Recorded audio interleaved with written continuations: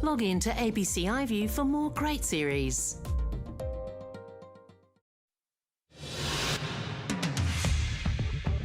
Tonight, a fight between two brothers leaves one dead and another behind bars.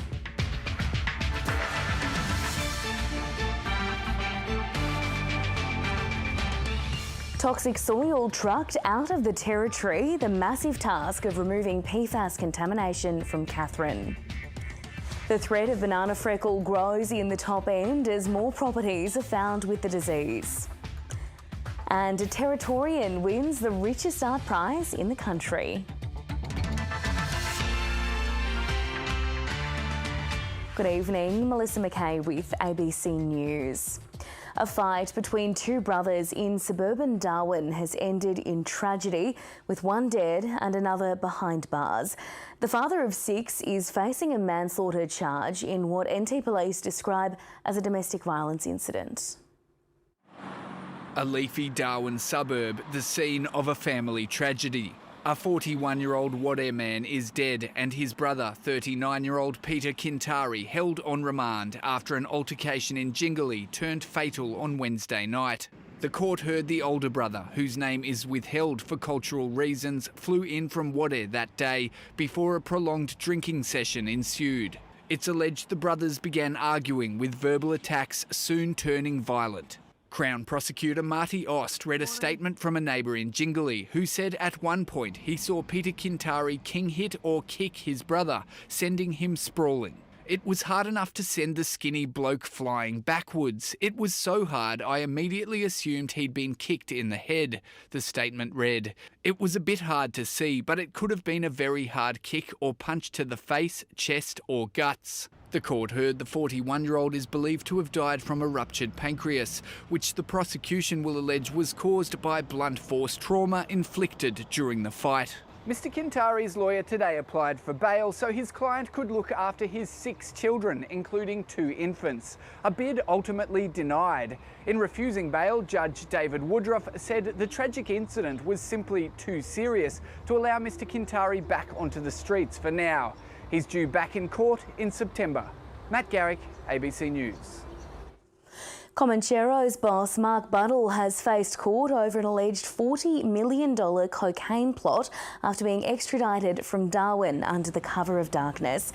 The 37-year-old touched down in Melbourne early this morning on a chartered flight before being escorted to court under heavy security. Federal investigators are accusing Mr. Buttle of importing more than 160 kilograms of the drug into Melbourne last year as part of an international crime syndicate. He gave his lawyer the thumbs up as he left court. How's your client doing? Not too bad for the long flight that he's just come back from. The bikie boss didn't apply for bail and will return to court in November. More than 5 years after Katherine residents were first told their drinking water was contaminated with PFAS, 2 sites where the firefighting foam was used are being dug up and the dirt trucked out of town. The mammoth task, just one step towards eliminating the toxic chemicals, but for some residents, it's too little too late. Every year, at least 40 kilograms of a toxic chemical leaches into the Katherine River, the town's only drinking source, from historic use of PFAS at the nearby RAAF base. Now, a cleanup effort has begun at 2 sites where firefighting foam was heavily used between 1988 and the early 2000s.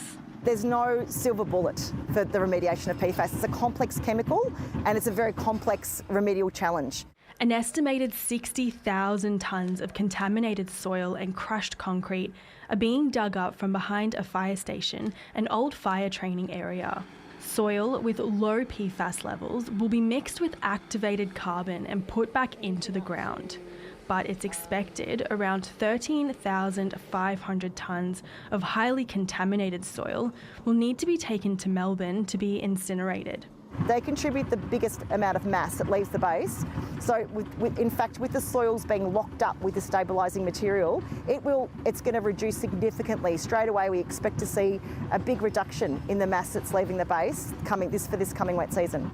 In about 3 weeks, the first lot of trucks carrying contaminated soil in sealed shipping containers will start travelling down this road. It'll then be loaded onto a train and taken to Victoria. In the eyes of some residents who believe the polluter should not be in charge of the cleanup, it's too little, too late. I don't think that they're actually removing the problem. They are removing, yes, a source, but it is a minuscule part of the amount that has already escaped into the environment here, of which they're doing very little about. Defence says other contaminated sites at the base will be addressed in the coming years. Roxanne Fitzgerald, ABC News. A 59-year-old man has been charged with 3 counts of murder and 1 count of attempted murder after a shooting on a remote North Queensland property. Relatives of the people killed say they're devastated and in shock. Baz Ruddick reports the accused man lived on the neighbouring property. A tribute left on a quiet country road. I think it's a terrible tragedy and the whole town's shocked. 3 members of the same family shot dead at Bogey, between Bowen and Collinsville. 71-year-old Mervyn Harold Schwartz, 59-year-old Marie Ann Schwartz, and 35-year-old Graham John Tye, who's the father of 2 young children. Relatives have described them as a hard-working family who only moved to the area in the past year. Went to work 7 days a week, drank a beer or 2 on the weekends and Friday nights. Very strong, community orientated. Ross Tye was able to flee and drove 40 kilometres to call police. He's being treated for a gunshot wound in Mackay Hospital and remains in a stable condition. He's a very strong lad, Ross, and to see all that unfold in front of his eyes and then have to go a couple of kilometres to raise the alarm is certainly an amazing feat of strength. Authorities searched for the alleged gunman in a remote and rugged area. A man was taken into custody on Thursday night and charged late on Friday. That was slow and meticulous work and extremely brave of the officers who were involved at that time. Police say the shooting happened on the border of 2 adjoining cattle properties during a dispute. Police want to speak to anyone who had dealings with the 2 families in the past. There was a conversation that had occurred the night before, which was the reason why the parties had met at the gate. Investigations on the properties are expected to continue for several days. Baz Ruddick, ABC News, Bowen. The 47-year-old man accused of vandalising former Chief Minister Michael Gunner's office will remain in custody for now after his case was adjourned until next week. Mr Gunner's electoral office was allegedly targeted in an early morning vandalism attack by Paul Holland earlier this week, just days after the former member for Fanny Bay announced his resignation from politics.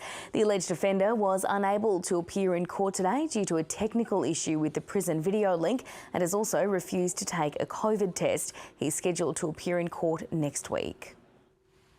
Concern for top-end growers today with banana frickle disease more widespread than initially thought after it was found at 12 new sites. The disease, which makes leaves and fruit spotty with a sandpapery texture, was detected at sites in Buttle, Mackay and the Tiwi Islands. Authorities say most properties only had a low level of infection, most likely a sign of early detection. There are now 29 infected properties across the top end.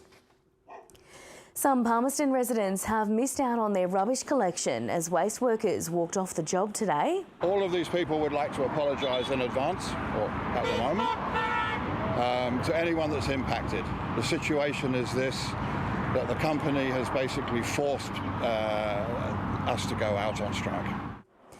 Workers are demanding better pay conditions and fatigue management. The strike will last for 24 hours. The Natsias are being held in Darwin tonight, showcasing the best Aboriginal and Torres Strait Islander artists from across the country. With more, we're joined by reporter Jacqueline Breen. Jack, do we know who's taken out the top prize? No, we do. We've just had an incredible welcome to Larrakia country here, and we're gathered on another magical night to celebrate the winners of these incredibly special awards. We can say now that the overall winner of the now $100,000 main prize is senior Yolngu artist Margaret Garawura. She's from Milingimbi, and she's being recognised for an incredible woven piece that she's created. speaks to the sometimes little known history of that part of the country, the connections between the Yolngu people and the Mackay traders prior to colonisation. And it also speaks to her incredible technical skill for the work that she's created. Let's have a look at the winners of this year's Natsias. Beside classic red ochre, a striking deep black, a new addition to the colour palette honed by this master from Milingimbi. That's her favourite, like in her heart. It's helped earn Margaret Rau Garawura first prize in the Natsias for this sweeping pandana sail, like those on canoes that visited Arnhem Land long before white settlement. The grandfather teach the father, as our father, to show them how to make this tumula. 6 other winners picked from over 200 entries are hanging among the 63 finalists gathered together in Darwin. Here, the incredibly old stand beside the brand new. Works from across the country and all different styles of visual art. This year celebrated with what's now the biggest art prize pool in Australia, with first place equal with the famous Archibald Prize. I think it really shows a commitment to celebrating these artists and understanding that the vibrancy of Aboriginal and Torres Strait Islander artists' arts practice is at a global scale, and that the prize pool needs to reflect and respect that. Walking through this exhibition really is a privilege and awe-inspiring, from seeing the calibre of work on display and also the range in Aboriginal art, from cutting-edge video pieces to very traditional practices handed down from generation to generation to generation. But at the moment, you have to be here in Darwin to see it. Unlike some of the other major art prizes in the country, this one doesn't travel around yet. Taking the works on a national tour is something the organisers say they dream of. For me, I think touring and sharing works is such an important way of engaging with more people and people understanding how important these awards are. For now, the exhibition can be viewed online from around the country. Jacqueline Breen, ABC News.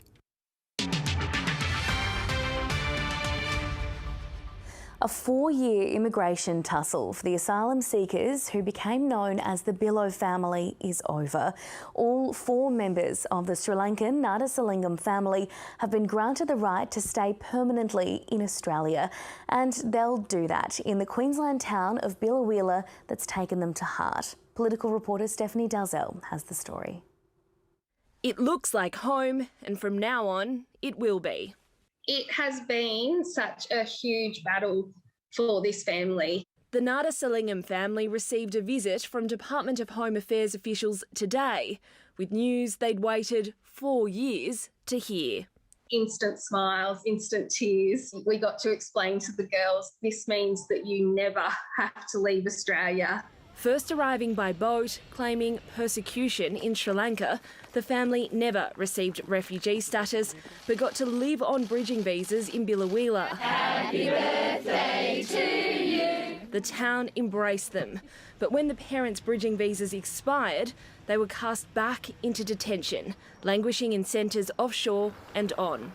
A community-driven campaign saw them return to Billawheeler in June, after the newly elected Labor government intervened in the case and granted them bridging visas.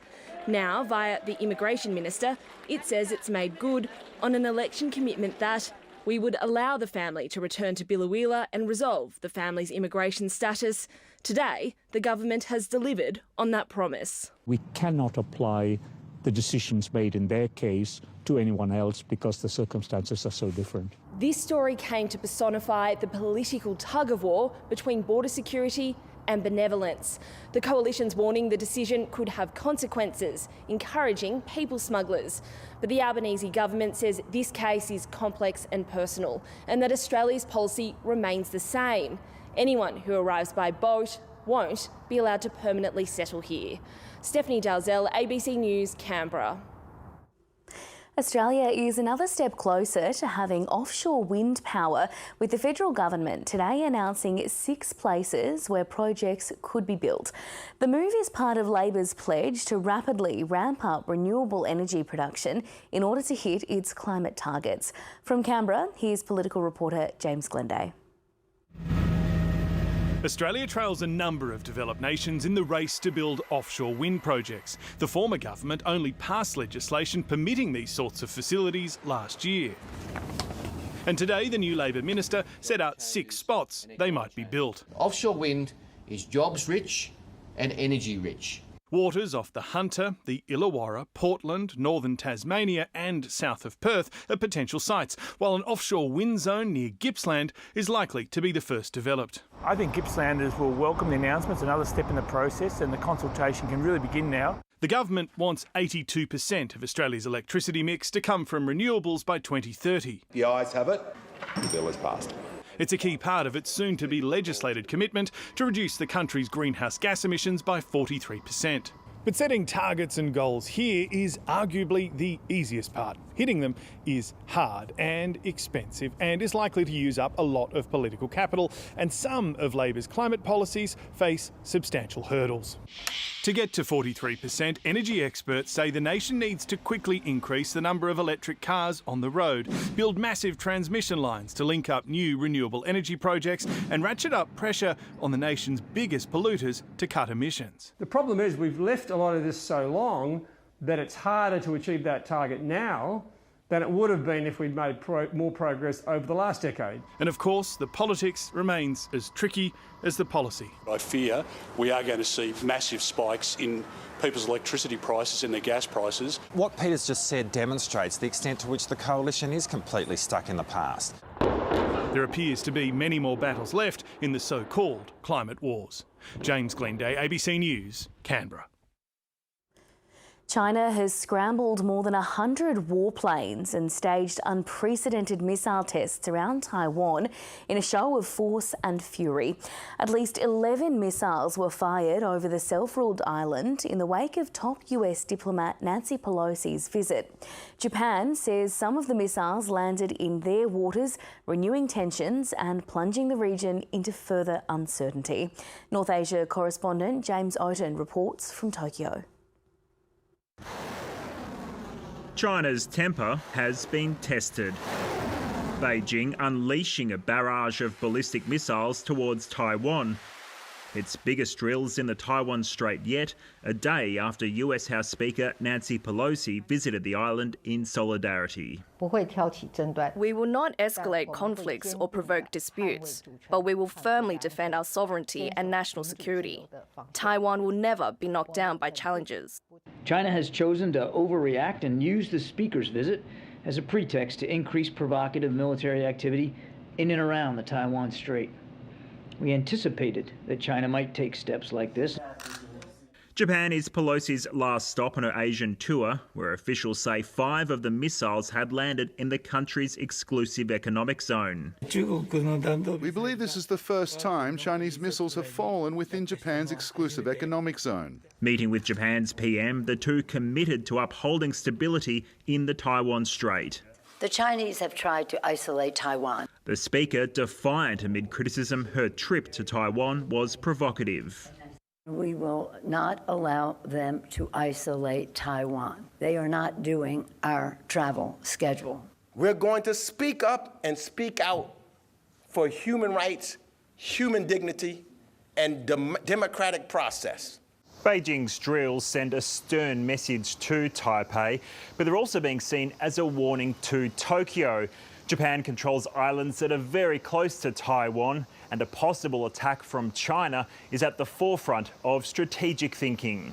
The thinking in Tokyo is that these same tactics, the same aggressive behaviour could be used towards Japanese territory as China perhaps seeks to wrench control of the Senkaku Islands from Japan. A worry that'll drive Japan's push to double its military spending. And James Oaten joins us now from Tokyo. East Asia correspondent Bill Birtles is in Taipei. James, Japan's calling for an immediate stop to China's exercises. How has China responded?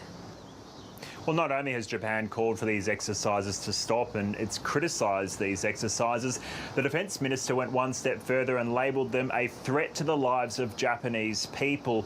But Beijing is dismissing these protests. In fact, in Cambodia, during ASEAN meetings, China announced it had scrapped a planned bilateral meeting with Japan after the G7 released a statement criticising the drills. So these two countries are now at loggerheads, and this will only give more excuses to Japan to continue bolstering its defences in the Southern Islands. And Bill, China has clearly expressed its disapproval over this visit. Are things likely to calm down after Pelosi's departure? Well, Nell, the Chinese army says it's finished the live fire component of these drills. That was the element that saw missiles coming down near Taiwan off places like Geelong City, where I am. So in the next couple of days, the Navy and Air Force will still be doing exercises near Taiwan. A nervous few days for Taiwan's armed forces. The military has vowed to defend its sovereignty and territory.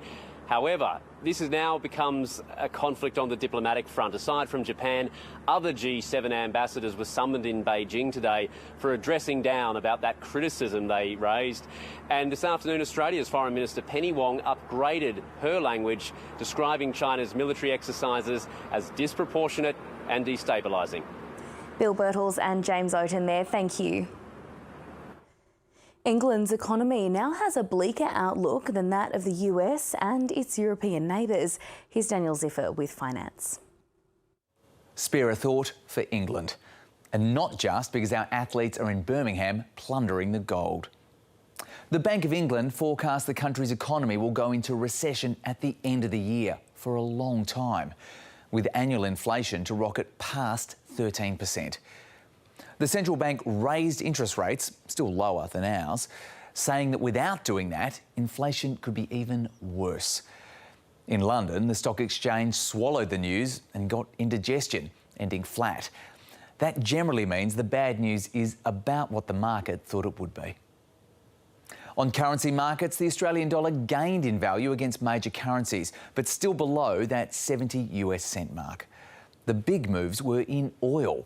Brent crude slumped 3.6% to $93 US a barrel. Fears of a recession in America, which would slow demand, are likely behind the plunge. Crude oil is now cheaper than when Russia invaded Ukraine. That should lead to lower prices if you're filling up the car. But the temporary cut to petrol excise is about to expire, so probably not. On our market, the highest point in 2 months for the ASX 200 index of our biggest companies.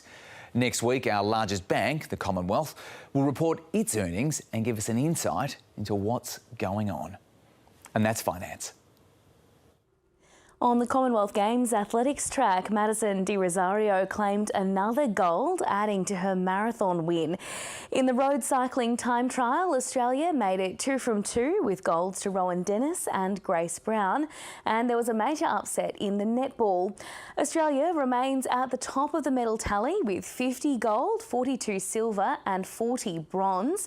National Sport reporter David Mark is in Birmingham. It's an epic finish, but she's going to do it again, and Maddie gets there. Madison De Rosario made it 2 from 2 when she took out the 1,500 metres after winning the marathon on Saturday. She's the first Australian para-athlete to win 4 gold medals at the Commonwealth Games. It's incredible to look back on a career and be proud of it as a whole, but you kind of remember each race and how it felt in the moment. It's been a barrage in Birmingham for Matthew Denny. After just missing out on the medals at the Tokyo Olympics, Matthew Denny claimed gold in the discus with back-to-back personal bests. It's his first win in a major championship. Just to get that win finally in has been really, really good, and to do it in the style I did, I'm very proud of myself. Rowan Dennis, he is the favourite for this race. In the road cycling, Rowan Dennis was in his element as the winner of 2 time trial world championships took to the roads of Wolverhampton. Very tight. He overcooked that in his back wheel by breaking it, clipped the barriers and took him out. Former Tour de France winner Geraint Thomas from Wales crashed in the tricky early kilometres. It cost him 30 seconds and possibly the win. He can punch the air, I think, because that is the gold medal position. Dennis was flawless, claiming gold ahead of Britain's Fred Wright in second, with Thomas taking third. This is going to be another gold medal for Australia. Just days after finishing the Women's Tour de France, Grace Brown led at every checkpoint to take victory by more than 30 seconds. Jamaica beat Australia for the first time in Games history. And there were jubilant scenes at the netball after Jamaica beat Australia by 57 to 55 in an extraordinary upset.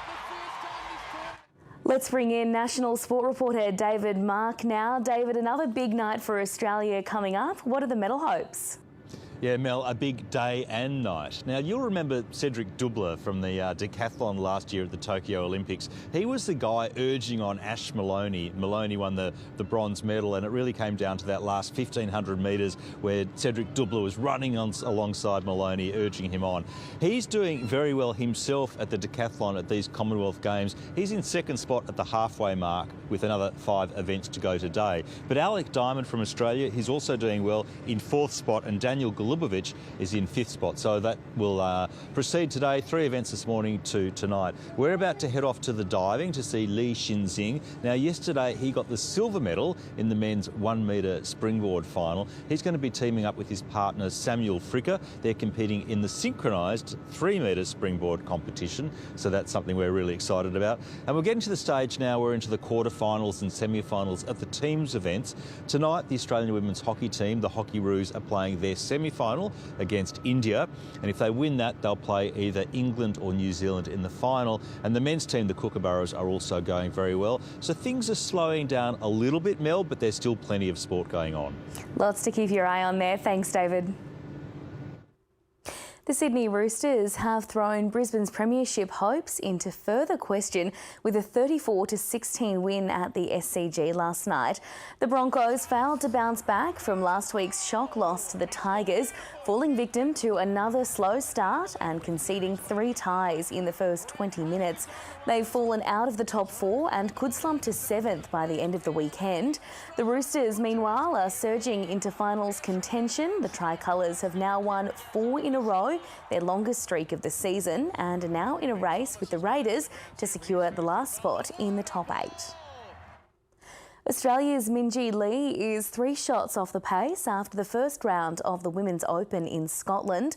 World number 2 Lee was part of the so-called supergroup, teeing off with world number 1 Jin Young Ko and world number 3 Nelly Korda. After struggling through the opening 6 holes, Lee found her rhythm, shooting 3 under on the back 9 to sit tied for 5th. Japan's Hinako Shibuno was the best in the windy conditions, holding the outright lead at 6 under. And to the weather, and tonight's viewer photo has been sent in by Alan Bogle at Melville Island. There was some patchy fog around the Carpentaria district today and clouds around the top end where it's starting to feel a little warmer. Darwin reached a top of 31 degrees today, 33 in the rural area. 36 degrees the top in Katherine today, 30 in Nhulunbuy and 35 degrees in Borroloola. It was a bit cooler in the centre, a top of 22 degrees in Alice Springs today, 21 at Yulara. Around the country today, Brisbane reached a top of 24 degrees, 23 in Sydney, 14 the top in Melbourne and Hobart, 15 in Adelaide and Perth. On the satellite, you can see a cloud band with an associated front and trough extending from the Tasman Sea through to Central Australia. And that trough over Queensland and Central Australia is expected to move north tomorrow as a series of other fronts move across the southeast of the country. Looking interstate tomorrow, some rain along the east coast, a top of 25 degrees in Brisbane, 20 in Sydney and just 12 degrees the top in Canberra tomorrow, rain and 17 degrees in Perth. To our north, thunderstorms in Kuala Lumpur and Singapore tomorrow, cloudy and a top of 32 degrees for Bali. Coming back home, and it'll be mostly sunny in central Australia tomorrow, 21 degrees, the top in Alice Springs, Tennant Creek heading for 29 and 27 in Alikurung. Further north, partly cloudy in Katherine tomorrow, a top of 35 degrees, sunny and 30 in Nhulunbuy. And in the west, partly cloudy again in Darwin tomorrow, heading for a top of 31 degrees, 34 degrees the top in the rural area. The morning high tide tomorrow will be just before 11 a.m. with seas off Darwin less than a metre. And the sun will rise tomorrow just after 7, setting around 6:40 p.m. And looking ahead, mostly sunny in Darwin for the rest of the week after a few clouds disappear from tomorrow. In Alice Springs, cool and sunny for the next few days, although some clouds and rain around at the end of next week. And that's ABC News for this Friday night. Thanks for your company. Have a good night.